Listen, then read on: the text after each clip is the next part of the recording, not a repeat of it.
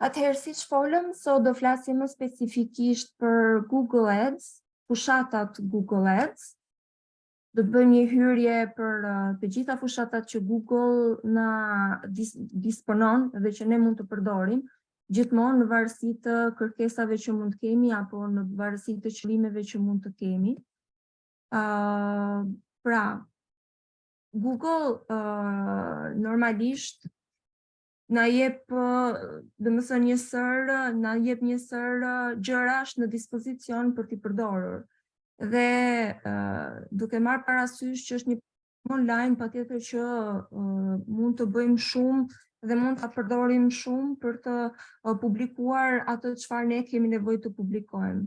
Por çfarë është në vetvete Google Ads? Siç folëm, është një platformë ose një interfaqe, nëse mund ta quajmë, e Google-it vetë, e cila lejon që ne të reklamojmë në internet, domethënë në faqen e parë të Google-it ose në display që janë website apo faqe të tjera partnere të Google-it, ndër të cilat është edhe Gmaili dhe YouTube-i dhe të tjera.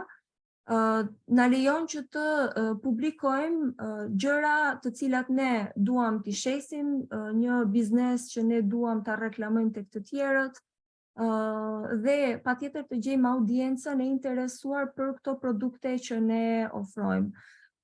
Funksionon pay per click, që do të thotë në momentin që ne duam të reklamojmë një ad, dhe personat na kërkojnë nëpërmjet fjalëve kyçe, në momentin që ky ad do shfaqet në faqe të parë të Google-it, ne paguajmë në momentin që këta persona klikojnë tek ads që ne kemi krijuar.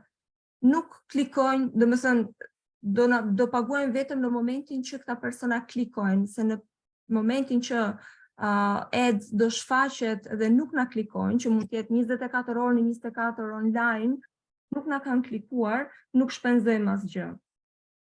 Kështu që kush mund ta përdor, domethënë platformën e Google-it, folëm që mund ta përdorin të gjithë personat që kanë produkte dhe që duan të shesin online, të gjithë personat që kanë një website dhe duan të rrisin trafikun tek website-i i tyre, të gjithë personat që duan që marka e tyre të bëhet e njohur ose produkti i tyre të bëhet i njohur.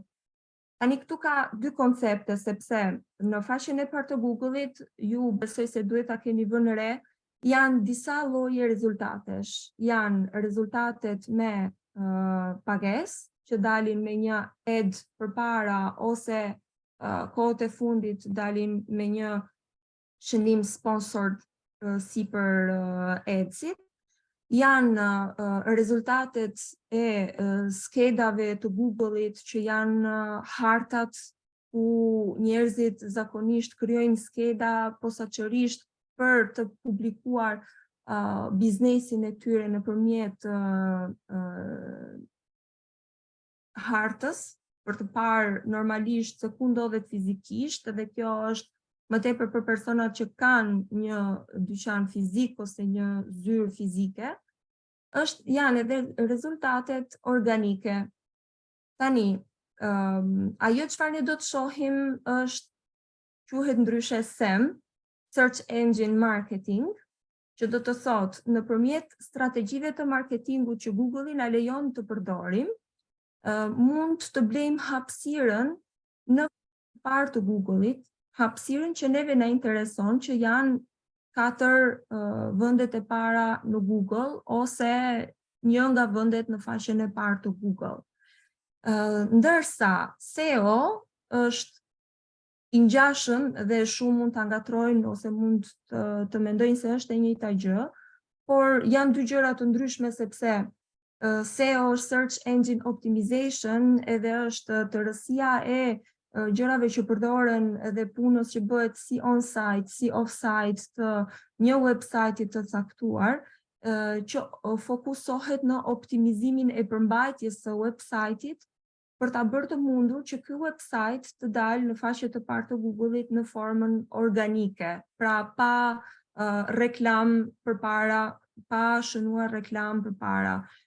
është një teknik që kërkon shumë kohë për të arritur rezultati, por që në momentin që rezultati arrihet, website-i qëndron aty për një kohë të gjatë dhe ka nevojë për një mirëmbajtje të vazhdueshme për ta mbajtur atë pozicion. Ndërsa me Google Ads mjafton që ti të kesh vendosur një buxhet të caktuar ditor ose mujor i cili do ndahet për çdo ditë, domethënë, një buxhet i caktuar, të kesh vendosur fjalët kyçe të duhura në fushat, të kesh krijuar të gjitha reklamat që janë të lidhura me website-in tënd ose me një landing page që mund të jetë edhe një sket Google My Business ose mund të jetë edhe thjesht një landing page, një faqe sa për të dhënë një informacion për atë çfarë ti do të publikosh. Kjo është pak a shumë paraqitja, domethënë ndryshimi midis dy llojeve të këtyre çfarë tham deri tani, që është kërkimi nëpërmjet Google Ads, që është me pagesë, siç mund ta shikoni del me një ad përpara dhe kohët e fundit tu sipër mund ta shikoni sponsor, që do të thotë është i sponsorizuar nga Google, ai person që e ka krijuar manualisht çdo gjë që ju shikoni këtu dhe çdo gjë nga këto do ta shikojmë hap pas hapi bashkë, se si mund ta krijojmë edhe ne. Ndërsa pjesa organike, kjo është punuar me SEO, praktikisht punohet vazhdimisht me teknikat që folëm për të arritur deri këtu, për të nxjerrë përmbajtjen e website-it në faqet e parë. Atëherë, tani mund ta kuptojmë që Google është vetëm një platformë, edhe ndërsa biznese apo persona që duan të reklamojnë në Google janë pafund. Kështu që na lind pyetja se si e zgjedh Google, domethënë kush do të shfaqet në faqet e parë në atë pozicion. E zëm se jemi në Tiranë dhe janë 10 dyqane që shesin këpucë dhe e përdorin të njëjtat fjalë kyçe. Këtu ka diçka, sepse patjetër që ne jemi i njëjti biznes me tjetrin, po patjetër që kemi dhe gjëra që na diferencojnë nga tjetri. Pra, fushata do krijohet në një formë të tillë që të jetë sa më e personalizuar të jetë e mundur, qoftë edhe adsi kur të krijohet përmbajtjen me titujt, me fjalët kyçe, qoftë edhe përmbajtja e website-it që është shumë e rëndësishme. Kështu që Google çfarë bën? Është aq inteligjent algoritmi i Google-it sa që skanon çdo gjë që ti ke inseruar në fushat, skanon të gjitha fjalët kyçe që ti ke vendosur në fushat edhe gjithë përmbajtjen e website-it që ti ke në fushat, që ke lidhur me fushatën që ke krijuar, dhe e bën me fjalën kyçe që personi i cili ka kërkuar ka shkruar në barrën e search-it që ndodhet në Google. Dhe ajo që është më e përshtatshme, patjetër anuncio ose ads që është më i përshtatshëm për ato lloj kërkimi që klienti ka bërë, ai do të shfaqet në pozicionet më të larta. Patjetër kjo ka shumë rëndësi dhe do ta shikojmë hap pas hapi se si mund të krijojmë ne një fushat që është ashtu siç do donim ne të ishte për të na dhënë rezultatet që ne kërkojmë. Tipet e fushatave që Google na disponon për të përdorur janë të shumta dhe këto varen nga qëllimi që ne kemi për të krijuar fushatën në Google. Më të rëndësishmet janë këto, është search, i cili është ajo që pa më përpara, domethënë është një ads me një titull, me description që shfaqet në momentin që klienti kërkon ose një person i thjesht kërkon me fjalët në SERP, në Search Engine Result Page ose ndryshe funnel që quhet. Display janë ato banerat e bezdisshëm që mund t'i keni hasur të gjithë, që shfaqen gjithandej. Video është fushata e cila na lejon të bëjmë publicitet në YouTube nëpërmjet banerave, ashtu edhe në websajtet e tjera. Është fushata shopping, e cila është shumë shërben shumë për personat që kanë produkte dhe duan t'i shesin në Google. Fushata app, e cila na lejon që të bëjmë publicitet për aplikacionet që mund të kemi. Fushata lokale, e cila ka për qëllim të rrisë aktivitetin domethënë të sjellë sa më tepër persona në dyqanin fizik që ju keni, për këtë arsye quhet fushata lokale. Fushata smart është një fushat pak a shumë si fushata e searchit dhe display, pra është një ndërthurje, por është një fushat më inteligjente dhe më e thjeshtë, sepse është pothuajse e gjitha e automatizuar. Fushata Performance Max. Fushata Performance Max është një fushat shumë e cila na lejon që të rrisim performancën jo vetëm nëpërmjet kësaj fushate, po edhe të gjithë fushatave të tjera që kemi krijuar në Google, dhe përdor jashtëmase shumë inteligjencën artificiale, e cila kohët e fundit ka zënë goxha vend edhe në online, domethënë edhe në këtë fushë. Është shumë e rëndësishme që të kuptohet patjetër mendja e klientit që po kërkon. Domethënë Google skanon jo vetëm fjalën kyçe që ai person, por skanon edhe gjithë kërkimet që ai person ka bërë paraprakisht, për të parë nëse ky person është realisht i interesuar për këtë gjë apo jo, dhe që vendos se çfarë ti nxjerr në vitrinë ose në funnel ose tek faqja e searchit këtij personi që po kërkon. Ndërsa faqja discovery, fushata discovery është një fushat tjetër pak a shumë si fushata banner, display, që na lejon të shfaqim banera nëpër disa platforma ose ndërfaqe të caktuara. Do të shohim se cilën nga këto, do t'i prekim se cilën nga këto, për të kuptuar pak se si funksionon e gjitha, edhe për të kuptuar normalisht çfarë duhet të kemi parasysh ne para se të zgjedhim cilën fushat të implementojmë në account, ose cilën fushat duhet të zgjedhim në bazë të qëllimit që ne kemi.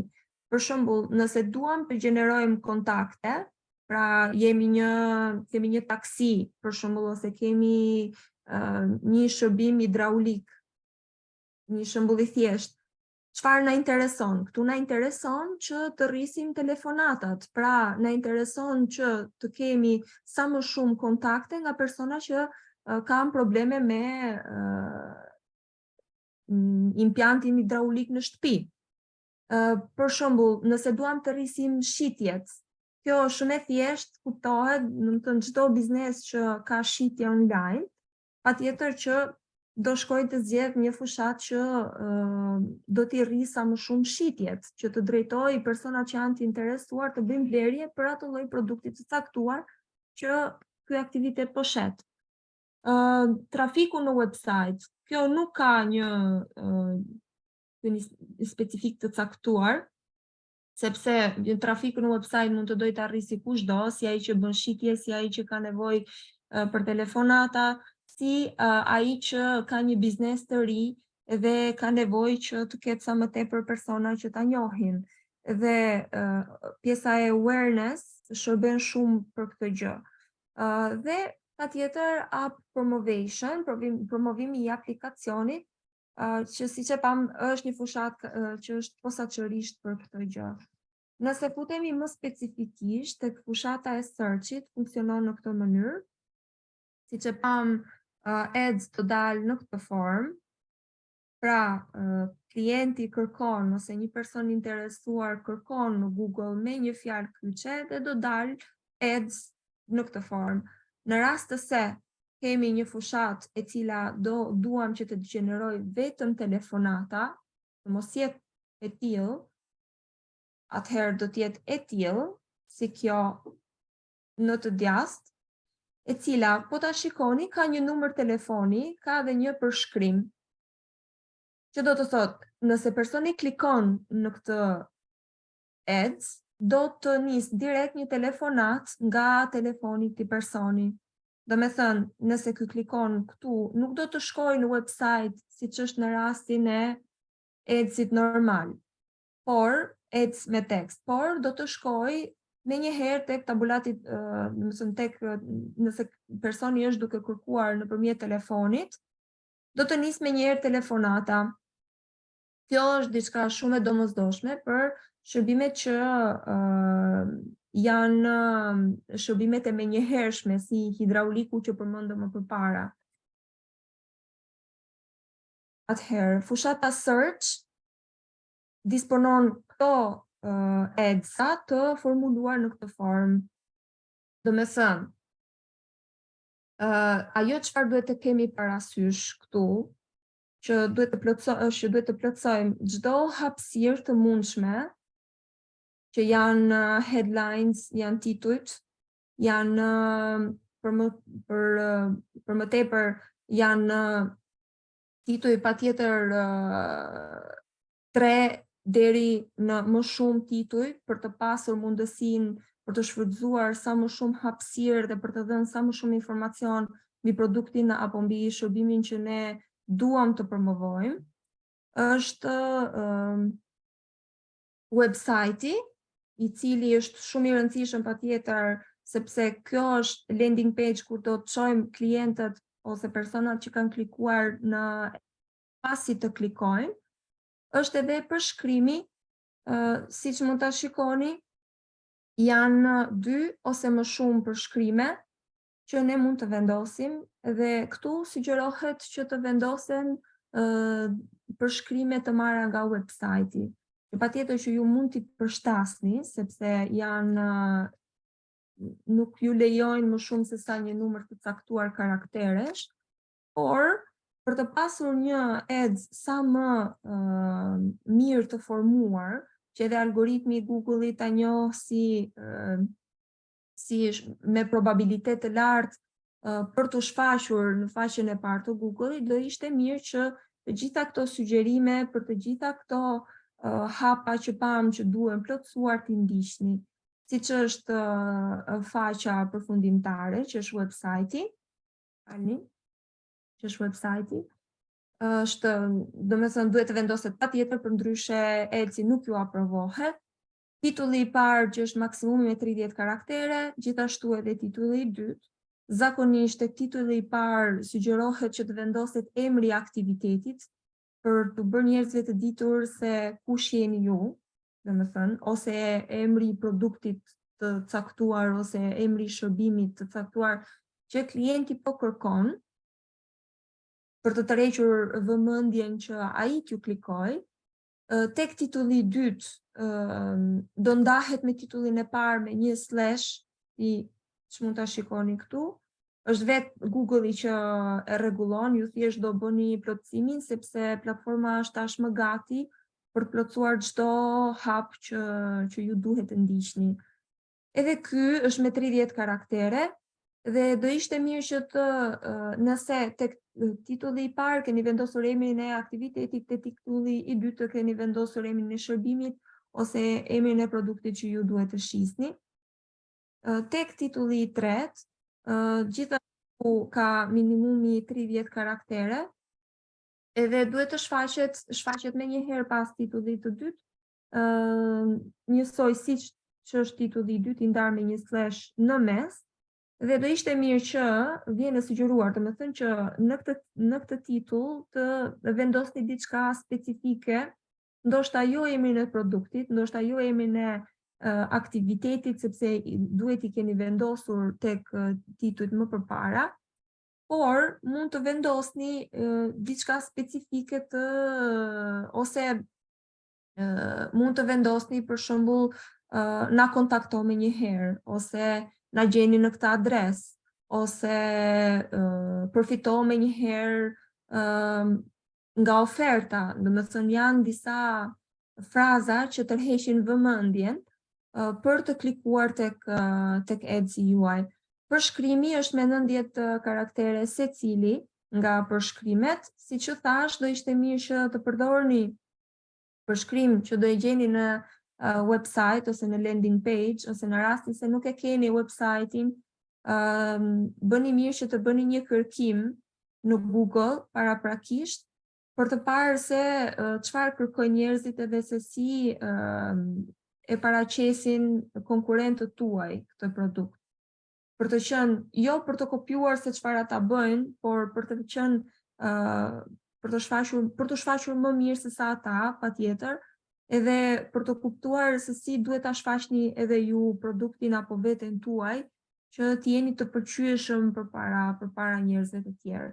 Shtegu, pika 6, shtegu është kjo pjesa këtu që plotësohet pasi vendosni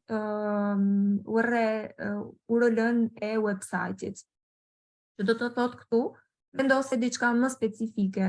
Do të mund vendosni produktin që shisni, mund vendosni emrin e kompanisë, nëse nuk përmendet këtu.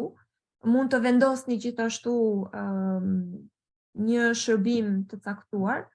Ajo çfarë ju mendoni se është më arsyeshme që ta shfaqni sa më shpesh ose sa më shumë të jetë mundur atë që ju doni që të publikoni. Tani, siç pam më lart, desha t'ju tregoj diçka, ky është një ad i zakonshëm me titujt, me description që pam, por mund shikoni që janë edhe këto gjërat e tjera shtesë.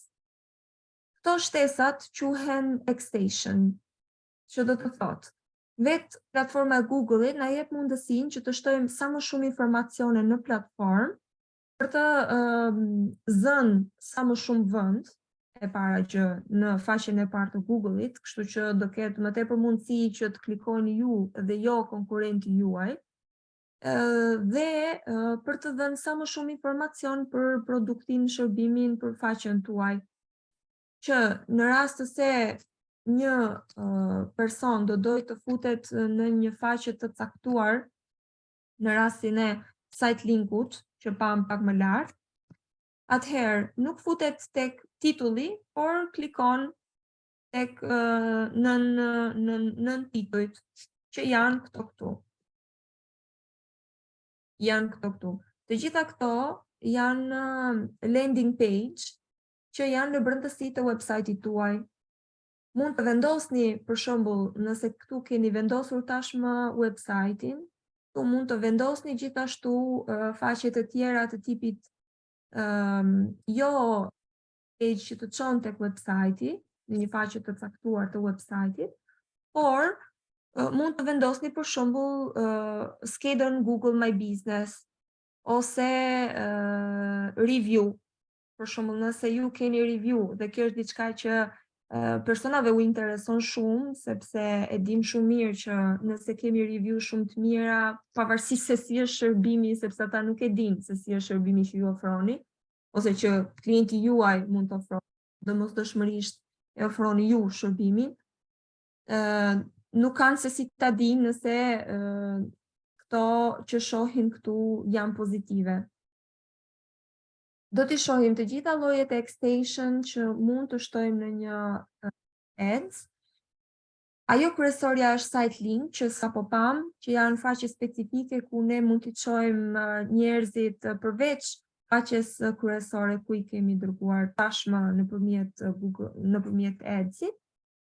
Calloutet janë një tjetër form e site, domethënë e extension, të cilat na lejojnë që të vendosim një sër produktesh ose një sër vlerash të kompanisë tonë. Domethënë për të parë, për shembull, nëse kemi një kompani ndërtimi që po i menaxhojmë fushatën, çfarë është e rëndësishme që njerëzit të dinë?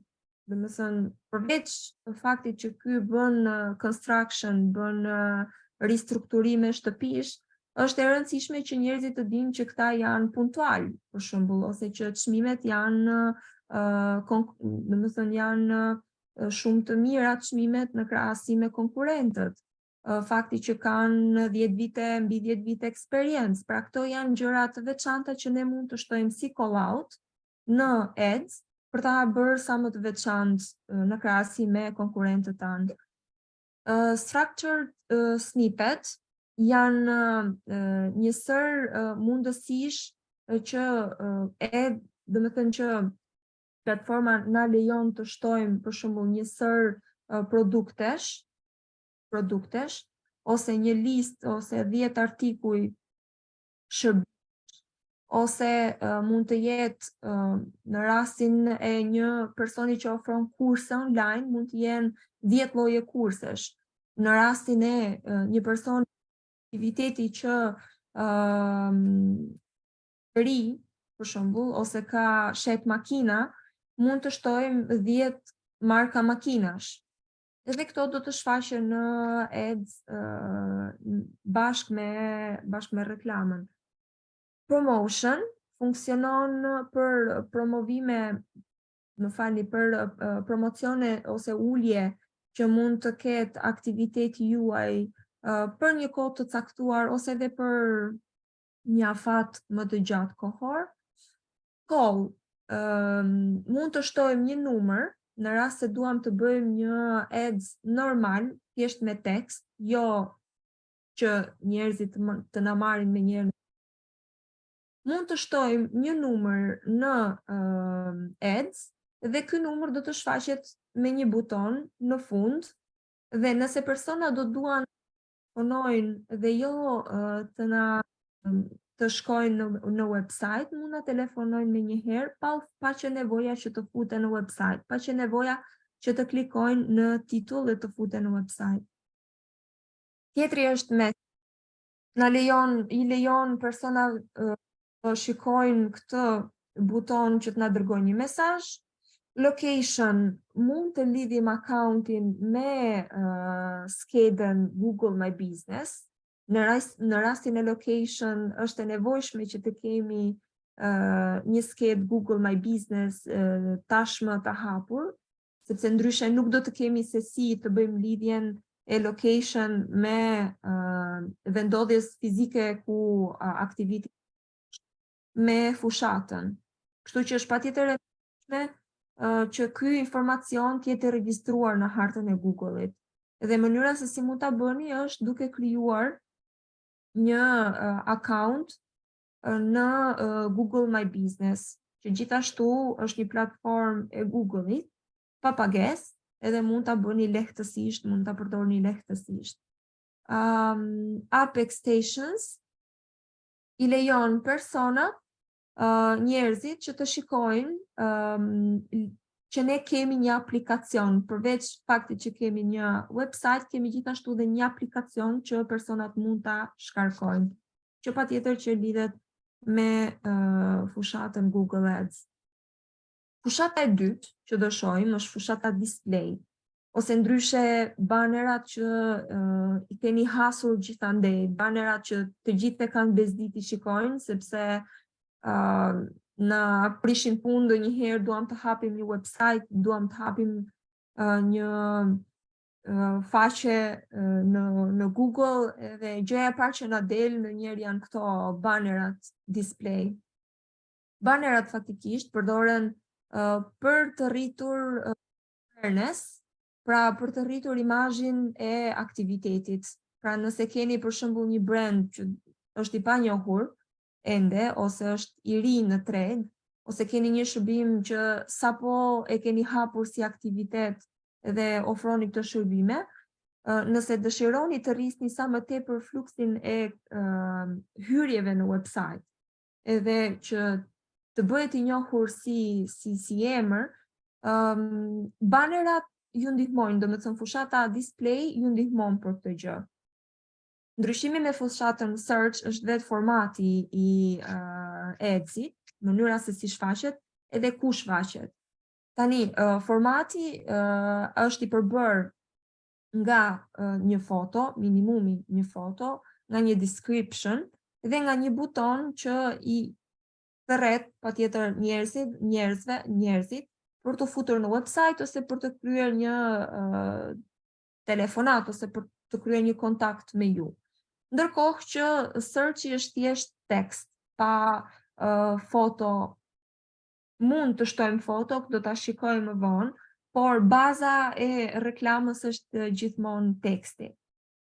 Për mënyrën se si shfaqet, siç e tham, display do shfaqet në disa hapësira, do shfaqet në website të ndryshme, në YouTube, në aplikacione të ndryshme, në Google Display Network që janë website çfarëdo lloji website-i, domethënë nuk shfaqet nëpërmjet fjalëve kyçe vetëm tek searchi, vetëm në funnel, por shfaqet gjithandej.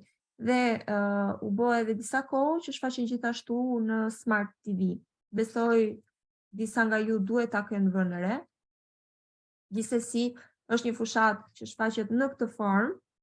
Këto janë pak a shumë disa nga format e banerave, që siç mund ta shikoni kanë një foto, kanë një titull që supozohet të jetë për të tërhequr vëmendjen e personave që e shikojnë, në rast se kanë në rasti i kësaj këtu ka një ulje 50% dhe patjetër baneri është diçka që shërben për të ditur njerëzve që shiko se ky dyqan ka një ulje dhe do ishte mirë që ta konsideroje si mundësi për të bërë një blerje nëse të intereson. Tani është shumë e vërtetë që pjesa më e madhe e banerave e hiqen tek X-i dhe nuk i klikojnë, ose mund të klikohen gabimisht, dhe kjo përrjedhoi përqindja e konvertimit dhe përqindja e klikimeve është shumë e ulët në krahasim me searchin, për arsye se tek searchi njerëzit që kërkojnë janë vërtet interesuar për atë që po kërkojnë, ndërsa këtu kjo thjesht shfaqet personave që algoritmi i Google-it mendon se mund të jenë të interesuar, ndonjëherë shfaqen edhe pa qenë fare të interesuar. Por, pa e nënvlerësuar si fushat, realisht përqindja e konvertimit këtu nuk është se ka të thotë shumë, sepse vetë kosto e një ads-i dhe një klikimi këtu është shumë herë më ulët se sa kosto që mund të ketë search. Domethënë kjo mund të shkojë edhe në 0.01 euro ose 0.01 dollar si klikim, ndërkohë që në ads mund të variojë rrallë, shumë rrallë mund të ndodhë që të arrijë në ato kosto. Maksimumi mund të arrijë 0.1 ose 0.2, 0.3, është shumë e optimizuar si kosto për searchin. Ndërsa këtu kostot janë shumë herë më të ulta për arsye se edhe shumë herë më shpesh. Pra, përdoren për brand awareness, për të bërë të mundur që njerëzit të njohin markën tuaj apo një produkt që ju po shisni. Siç e tham, përdoret për ndërgjegjësimin e markës tuaj ose të një produkti jo domosdoshmërisht të një marke, gjithashtu për remarketing.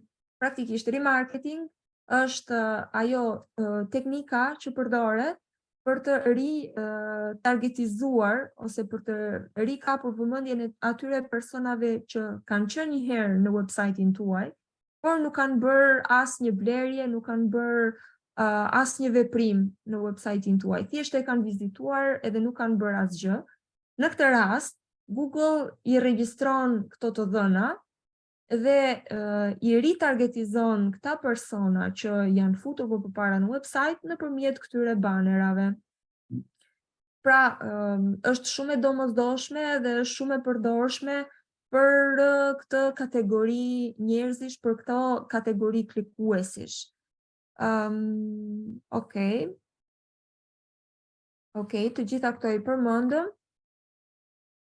Fushata e tretë është fushata video ads, pra që targetizon kryesisht personat që janë në Google. Mund të themi që YouTube-i është platforma e dytë më e klikuar pas Google-it, sepse informacioni që jepet aty është shumë emotiv dhe është vërtet magnet për vëmendjen e njerëzve. Kryesisht kohët e fundit që inteligjenca artificiale është futur jashtëmase shumë në çdo aspekt si nga ana e kontentit, ashtu edhe nga ana e krijimtarisë vizive, që do të thotë video dhe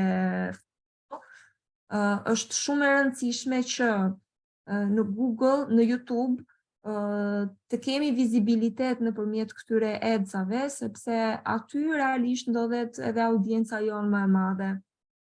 Fatkeqësisht, kohët e fundit, mesazhi që njerëzit po kërkojnë, domethënë është më i shkurtër, domethënë vëmendja e njerëzve është shumë më e shkurtër nga çka pas qenë shumë vite më parë, dhe këtë e them realisht nga eksperjenca, sepse në fillim fushata kryesore ka qenë gjithmonë search, dhe kanali dhe rrjeti më i madh i kërkimeve ka qenë gjithmonë Google, ndërkohë që kohët e fundit është vënë re një rritje shumë e madhe e kërkimeve në YouTube dhe në TikTok, që besoj se për këtë jemi të gjithë të vetëdijshëm, duke parë nga përdorimi i përditshëm i secilit.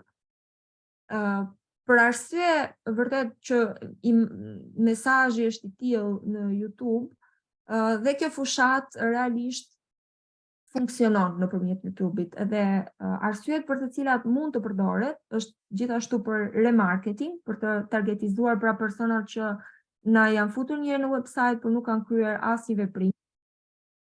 Për ndërgjegjësimin e të markës që ju keni, për brand awareness, dhe për marketing, për të dërguar sa më shumë persona në faqen tuaj, dhe për të bërë sa më shumë të njohur produktin dhe shërbimin që ju keni aktualisht. Tipet dhe llojet e formateve të reklamave për video YouTube janë të tilla. Quhen in-stream skippable, domethënë këto janë 12 ose 6 sekondë mund të hiqen, domethënë janë video që mund të hiqen nëse e keni parasysh. Janë disa video që thonë duhet të presësh 5 minuta ose duhet 6 sekonda, sepse 5 minuta janë shumë, duhet të presësh 6 sekonda dhe mund ta heqësh. Këto janë ato lloje reklamash. In-stream non-skippable, domethënë këto shfaqen para se video që ju keni hapur dhe doni të shikoni YouTube, ju shfaqet edhe duhet ta shikoni me patjetër, këtë nuk mund ta hiqni. Përdoret më së shumti për të krijuar branding edhe për të bërë të njohur produktin tuaj personave, duke qenë se për 15-20 sekonda është mjaftueshëm kohë për të njohur ata me atë çfarë ju ofroni. Bumper janë disa video 6 sekondë që dalin dhe këto nuk hiqen, gjithashtu përdoren për brand awareness, dhe video discovery. Video discovery janë video që shfaqen në Discovery, nuk shfaqen në YouTube, shfaqen në Discovery ose në webet të tjera, në faqe të tjera webi.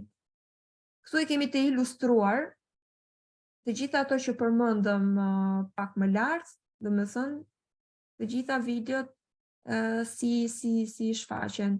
Pra, këtu janë të gjitha opsionet e videove që pam, të llojeve të videove që pam, që shfaqen në momentin që ti e ke hapur tashmë video në YouTube-it dhe je para se je duke e parë, domethënë nuk e filluar akoma, do të shfaqet ads-i që ne kemi krijuar, shfaqet në funnelin e YouTube-it. Pra, kur ti ende nuk e ke hapur një video, ti je ke hapur interfaqen e YouTube-it edhe shfaqen këtu. Dhe shfaqen në listën e videove të sugjeruara. Pra, siç është këtu më poshtë, ky është një ads, pra sipër videove që janë të sugjeruara. Përveç këtyre, domethënë mund të shfaqen në desktop, mund të shfaqen në celular, nëse ti je duke u futur në një website tjetër, duke qenë se janë në një website që ka content video. Okej. Fushata tjetër që do të shohim është fushata shopping. Edhe fushata shopping është shumë e domosdoshme për website-et e-commerce. dhe me thënë bizneset e-commerce. Këto e përkthyer në Shqip janë biznese që shesin online. Pra kemi një website nga i cili mund të kompilohen të dhënat, mund të futen të dhënat për të bërë blerjen online. Pra kompilohen të dhënat e bankës për të bërë blerjen online. Atëherë, për të bërë këtë, kjo është një fushat goxha më e komplikuar se sa gjithë fushatat e tjera, për arsye se nuk mjafton vetëm platforma e Google-it për ta bërë si fushat, duhet patjetër krijuar një llogari në Merchant Center dhe për t'ua bërë sa më aktuale, Merchant Center mjafton të kërkoni në Google Merchant Center edhe do ju dal faqja e Merchant Center. Do të thënë është shumë e thjeshtë për të gjetur, mjafton të futeni këtu dhe duhet të krijoni patjetër një account në Merchant Center. Po çfarë bën Merchant Center? Tani Merchant Center bën lidhjen e fushatës Google Ads me website-in e-commerce. Dhe çfarë ndodh? Tani në Merchant Center regjistrohen të gjitha produktet që ju keni në website, edhe çdo produkt ka një kod të caktuar. Pra, për të mundur që ky kodi të njihet nga Google Ads, duhet patjetër Merchant Center për të uploaduar një file që quhet ndryshe feed në Google Ads, që do të jetë lista e të gjitha produkteve. Pra, lista e gjitha produkteve me kodin përkatës të secilit produkt. Që çfarë ndodh? Në momentin që ti aktivizon fushatën e Google Ads dhe e ke lidhur me titujt, me përshkrimin, me fjalët kyçe, një person do futet në Google dhe do kërkoj këpucë ose këpucë në Tiranë, për shembull, ose rroba me ulje. Do të thënë çfarëdo lloj gjëje që mund të shitet online. Pasi personi ka kërkuar, do t'i shfaqet një ads i tillë. Por, që t'i shfaqet një ads i tillë, duhet patjetër të jetë bërë lidhja me Merchant Center që ka të gjitha të dhënat e këtij produkti, sepse algoritmi i Google-it bën skanimin e website-it, bën skanimin e të gjitha produkteve që ne kemi inseruar dhe nxjerr adsin në momentin që ne disponojmë të produktin. Paka shumë, kështu funksionon si strukturë. Pastaj për krijimin e adsave është e njëjta gjë si Google, si search, që pam në fillim. Okej. Pra, siç e pam, domethënë, kjo është forma se si shfaqen kryesisht, nuk shfaqen vetëm në këtë formë, mund shfaqen në formë banerash, mund të shfaqen në YouTube, siç pam njësoj tek videot e sugjeruara në anën e djathtë, mund të shfaqen nëpër website të ndryshme që lejojnë që ne të bëjmë publicitet tek ato website për arsye se paguajnë dhe për reklamat dhe që lejojnë të shfaqen aty.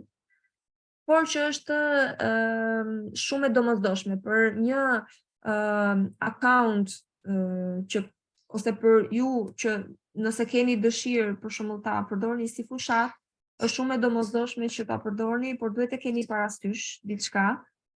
Përveç faktit që duhet të lidhur me Merchant Center, kostot për këtë lloj fushate janë më të larta se sa kostot për një fushat normale, për një fushat search.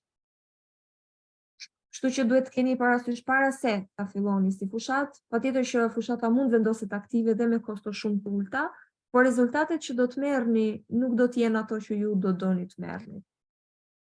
Fushata për app është fushata tjetër që Google na lejon që ne të përdorim, dhe kjo shërben në momentin që ti ke një aplikacion dhe ke dëshirë që ose të rrisësh engagement në këtë aplikacion, pra për personat që e kanë tashmë aplikacionin të instaluar, ose të rrisësh instalimet, pra nëpërmjet kësaj fushate ti bën publicitet si në pajisjet Android, si në pajisjet iOS, me të dyja sistemet operative, pra si në Play Store, ashtu edhe në App Store, për të tërhequr vëmendjen e personave që ta shkarkojnë aplikacionin ose të mund të rrisin aktivitetin në aplikacion, sepse mund të ketë shumë persona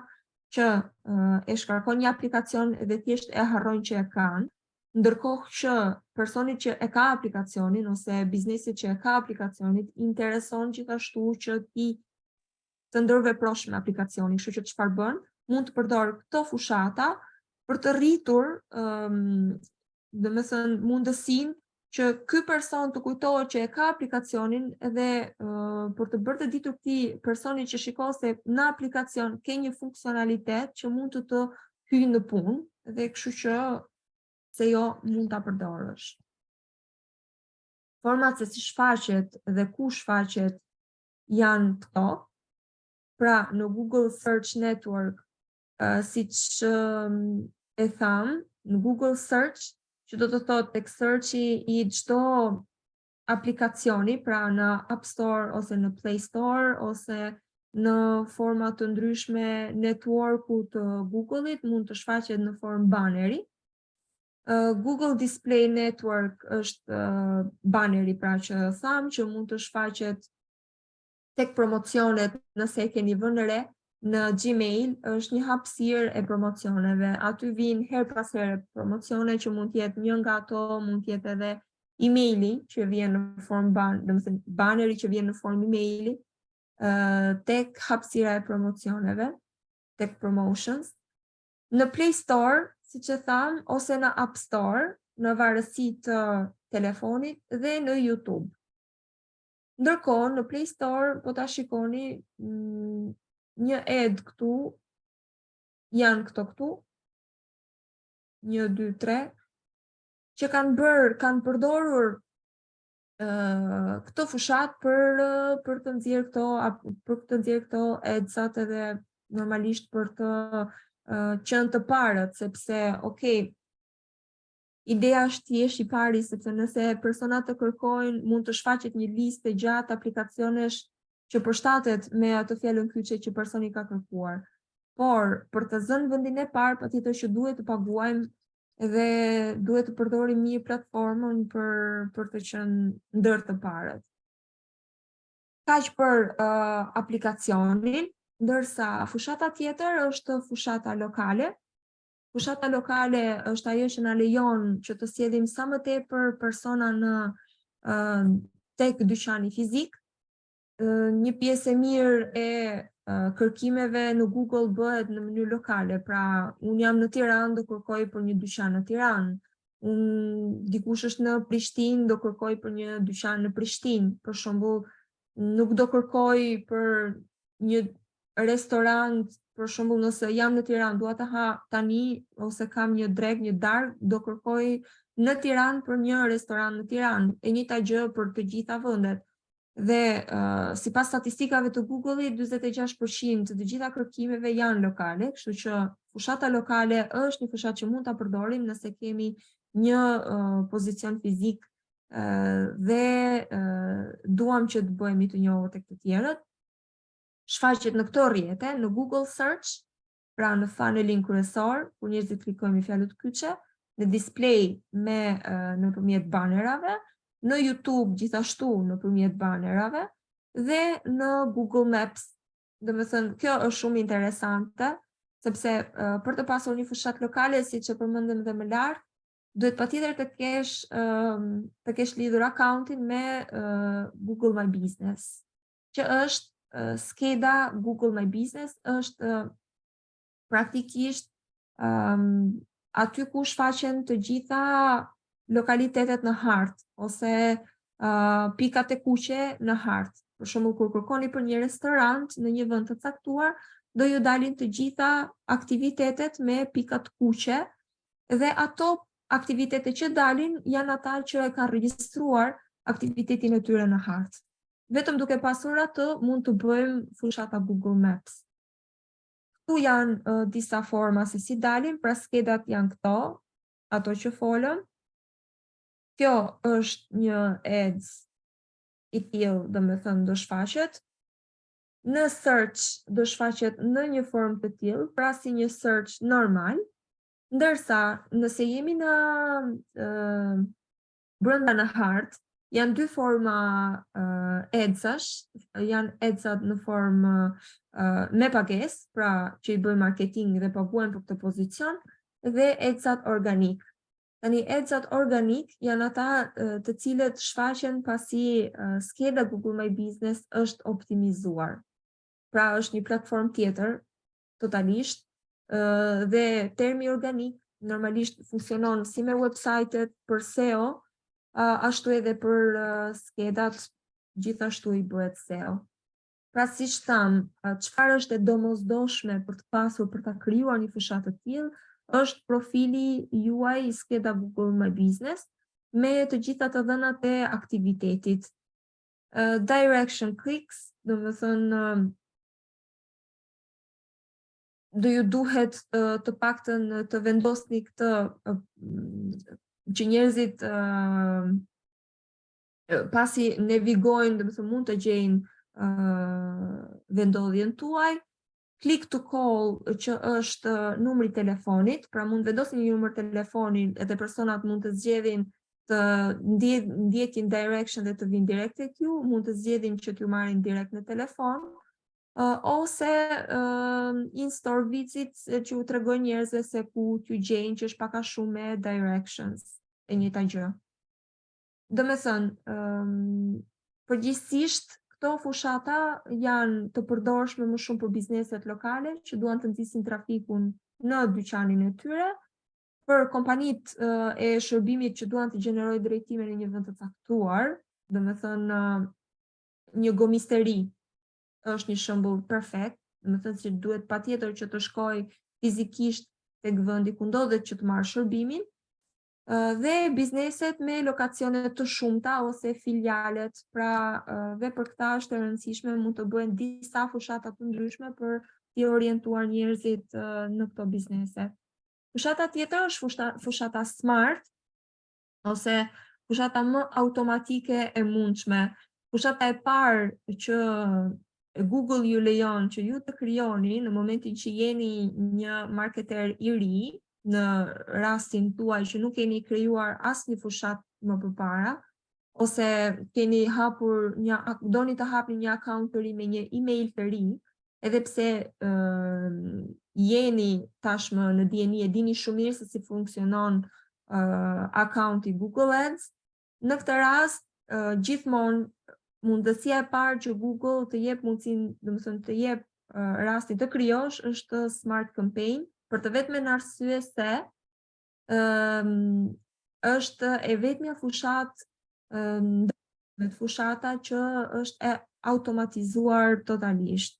Pra të lejon të vendosësh vetëm disa të dhëna për pastaj të merr të gjitha të dhëna, gjithë inputin që ju keni vendosur për të krijuar pastaj një ads të përshtatshëm në bazë të kërkimeve që njerëzit bëjnë.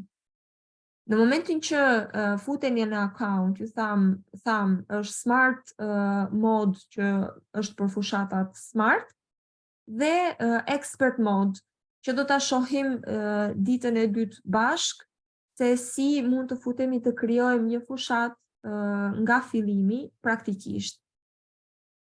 Ajo çfarë do zgjidhim ne është expert mode për të vetmen arsye se expert mode na lejon më tepër mundësi për të pasur kontroll mbi fushatën, mbi fjalët kyçe që duam të përdorim, mbi buxhetin që duam të vendosim dhe mbi strategjinë që ne duam të përdorim. Ndërkohë që smart mode nuk të lejon të përdorësh shumë nga këto gjëra. Pra ndryshimi i expert mode me smart mode sapo i përmendëm. Dhe si që tham, fushata smart është totalisht e thjeshtëzuar, sepse përdor inteligjencën artificiale për të skanuar çdo gjë që ne vendosim edhe për të dhënë pastaj një rezultat final që do jetë edsi, që do jetë publik, jo vetëm në search, por edhe në display, për arsye se na lejon të vendosim si tekste, po ashtu edhe foto, jo vetëm tekst. Atëherë, për çfarë mund të na shërbejnë ama këto fushata? Se mund të duken të ngjashme fushatat me njëra tjetrën, sa nga fushatat me njëra tjetrën, po kush janë ndryshimet dhe për çfarë shërbejnë secila prej tyre? Më e mira e mundshme është që këto fushata të përdoren nga persona që nuk kanë shumë informacione mbi accountet ose mbi fushatat Google Ads, për arsye se është e automatizuar pjesa më e madhe e gjërave. Pjesa negative është ajo që tham që kemi kufizime në monitorimin e fushatës, nuk mund të zgjedhim ne një strategji sepse është vetë akaunti që zgjedh strategjinë dhe nuk kemi kontroll mbi shumë gjëra, mbi fjalët kyçe, mbi segmentet e publikut për të parë se kujt i shfaqet fushata dhe nuk mund të bëjmë dot remarketing, që do të thotë nuk mund të targetizojmë nëpërmjet kësaj fushate personat që kanë qenë një herë në website-in tonë. Pra është vetëm për klientët e rinj praktikisht. Fushata tjetër, e parafundit kjo, është Performance Max. Dhe më thënë, kjo është një ndër fushatat që performon më mirë përfshirë dhe search. Është fushat e re, është lançuar në vitin 2021 dhe ka zëvendësuar një sër fushatash, të gjitha ato që përmendëm janë fushata që mund të zëvendësohen nga kjo fushat, nga Performance Max. Por nga vetë fjala Performance Max është një fushat e cila funksionon në këtë formë, gjeneron reklama në mënyrë dinamike, duke testuar patjetër kombinime të ndryshme, vetë Google teston kombinime të ndryshme midis fotove, teksteve, përshkrimeve dhe fjalëve kyçe që ne kemi vendosur në fushat si input, për të nxjerrë një output që është sa më i optimizuar të jetë e mundur. Dhe kemi mundësi nëpërmjet kësaj fushate të vendosim më shumë informacion për të nxjerrë patjetër informacionin e duhur në fund.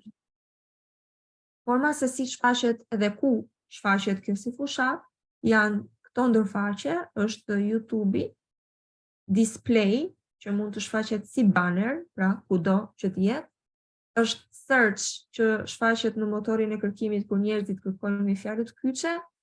Discover është ndërfaqe e cila shfaqet vetëm në aplikacione ose më saktë në telefon Android, sepse iPhone-i nuk e disponon të si interfaqe.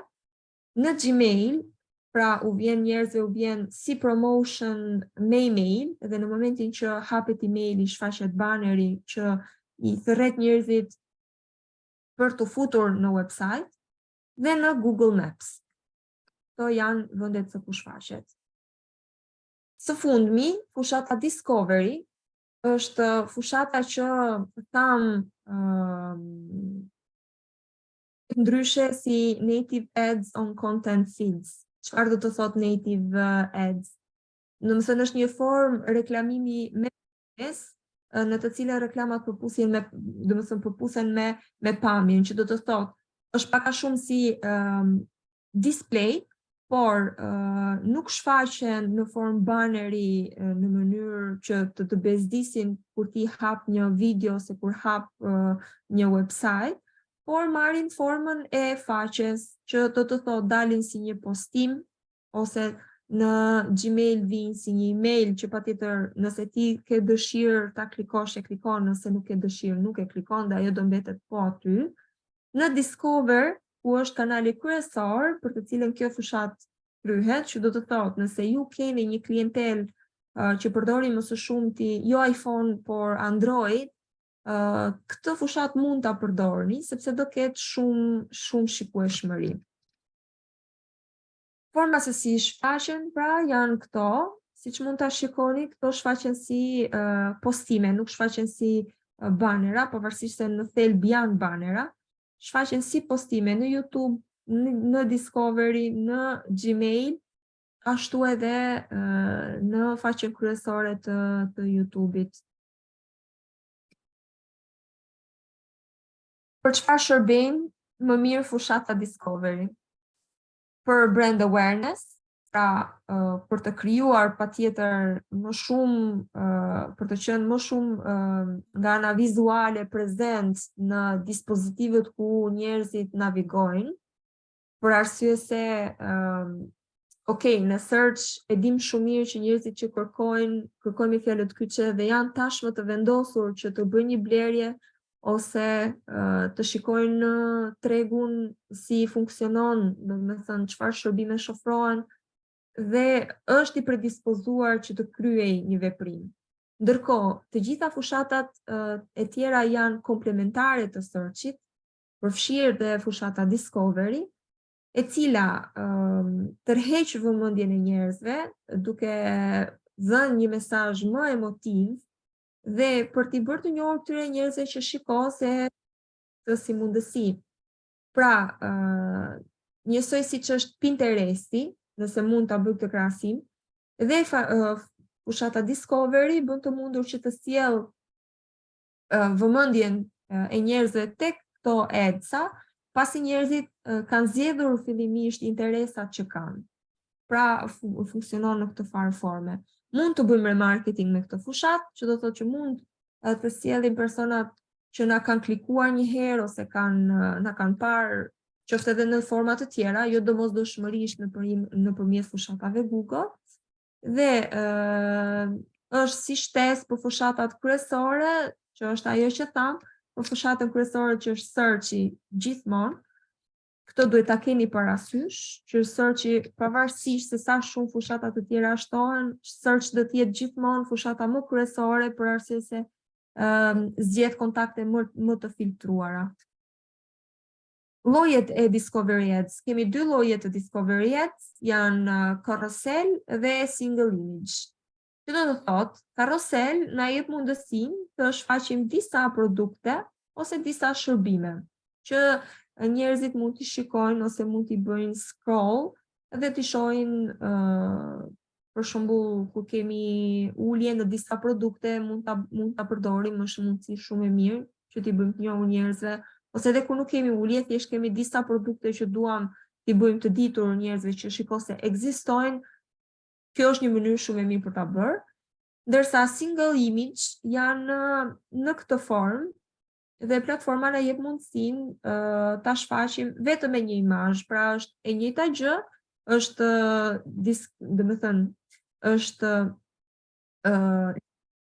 është titulli, është description, është edhe butoni që tërheq njerëzit për të kryer për të futur në website ose për të telefonuar, mund të jetë një nga këto. Pra, siç pam, Google Ads na jep një sër mundësish që të përdorim fushata në bazë të qëllimit që ne kemi për fushatat gjithmonë. Pra, fushatat ishin search ads, display ads, video, shopping, për aplikacione, local ads, smart ads, performance max dhe discovery ads. Ka që ishte për pjesën e sotme. Nëse ju keni pyetje në lidhje me këto gjëra që pam, patjetër që mund t'i bëni. Atëherë.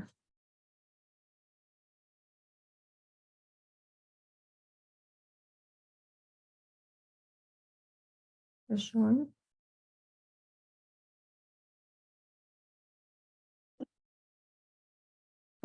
Po I hap tani. Duke qenë se Google ka kaluar në fushata lokale, sot për një business në biznes që ka dëshirë të shesi online në të gjithë Shqipërinë, a e ka më të vështirë të ofroj klienta me këto ndryshime? Jo, do me thënë Google e jep si mundësi fushatën lokale, por nuk është se ajo ka më shumë peshë se sa fushatat e tjera. Do me thënë, për një aktivitet që shet një produkt të caktuar, mund të shesi në të gjithë Shqipërinë online, mjafton të bëj një search, do me thënë, sugjerimi im do ishte të bëj një search si fillim, do me thënë, për të përshëndruar vetëm tek shitjet online, në rast se klienti nuk ka një e-commerce, ose ka buxhetin të limituar, do ishte e mira që të bënte fushatën search.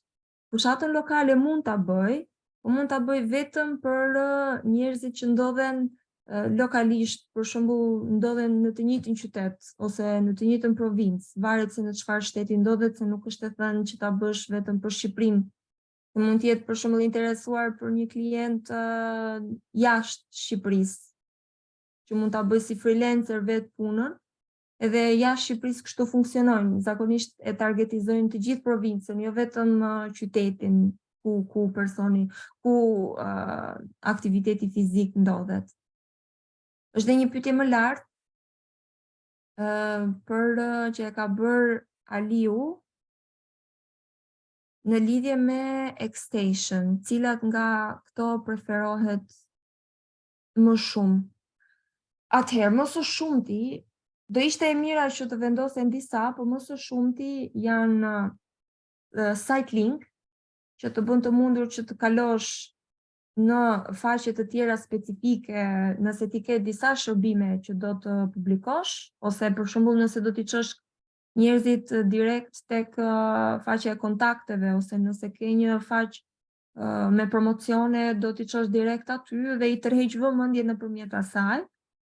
Është call që të mund të kesh një mundësi që të kontaktosh me klientin nëse ai do që të marrë të pyes për ndonjë gjë me njëherë, edhe call outet që janë ato station që të lejojnë që të vendosesh gjëra specifike që të dallojnë ty si biznes nga bizneset e tjera.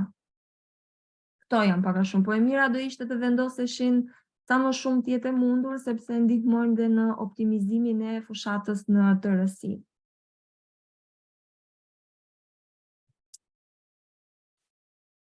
Okej. Nuk e di, kemi pyetje të tjera? Nëse kemi pyetje të tjera, Regjina është këtu, kemi edhe 10 minuta kohë nga koha jonë në dispozicion. Nëse nuk kemi pyetje, atëherë sigurisht që për ditën e sotme do ta mbyllim, po është një pyetje përsëri thotë, po nivelet e local guide në Google Map kanë ndonjë ndikim në reklamim ose search? Nivelet local guide në Google Map. Po. Atëherë, për çfarë ke fjalën për local guide? Në sensin që nëse ka të bëjë me guidat, nuk ka ndikim sepse janë dy gjëra të ndryshme. Domethënë nëse do bëjmë një fushat për Google Map, okay. Nëse do bëjmë një fushat për një local guide, mund ta bëjmë, domethënë vetëm fushatën lokale, për të përqendruar tek njerëzit që ndodhen aty lokalisht, vetëm se ka diçka, sepse nëse ti interesuar të bësh publicitet për një local guide, besoj se targeti i njerëzve që ke nuk janë njerëzit që ndodhen aty, mund të jenë njerëzit që ndodhen jashtë zonës.